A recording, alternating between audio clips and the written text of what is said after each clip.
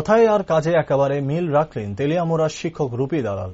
গত কিছুদিন আগে তেলিয়ামুড়া শারদাময়ী উচ্চ বিদ্যালয়ের শিক্ষক জয়ন্ত রায় সহ একাধিক শিক্ষক রূপী বিদ্যা ব্যবসার দালাল নামে সচিত্র প্রতিবেদন পেশ হওয়ার পর বহু জায়গায় হুঙ্কার ছেড়ে জয়ন্ত দাবি করেছিলেন, যে যাই লিখুক, যে যাই বলুক, যতই সরকারি নির্দেশনা আসুক না কেন, কে আমার কি করতে পারে তা আমি দেখে নেব।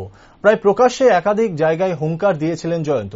অতীতেও কেউ বিদ্যা ব্যবসার দালালি বন্ধ করতে পারেনি, আর এখনো পারবে না। অবশেষে মঙ্গলবার হাতে নাতে প্রমাণিত হলো একেবারে নিজের কথার মতো ক্ষমতা জাহির করে চলেছে জয়ন্তবাবু। কি সেই বিদ্যা ব্যবসা, নিজের চোখেই দেখুন এবং শুনুন। দেখুন, আমরা বরাবরই কোনো সরকারি শিক্ষক যদি প্রাইভেট টিউশন করে থাকি, এটার বিরুদ্ধে করে থাকি। দপ্তরও কোনো মতে এটার পক্ষে নয়। তো দপ্তর থেকে যে নির্দেশ আমরা রিসেন্টলি পেয়েছি, এটা আমরা ডিস্ট্রিক্ট এডুকেশনের সাথেও আলোচনা করেছি।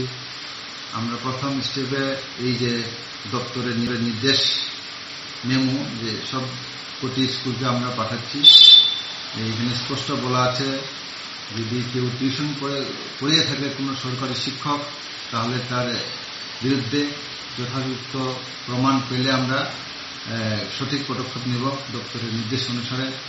আর যদি না পড়িয়ে থাকে, তাহলে আমরা ওই স্কুল থেকে একটা ডিক্লারেশন নিয়ে নিচ্ছি যে ওনারা কোনো রকম প্রাইভেট টিউশনের সাথে যুক্ত নয়।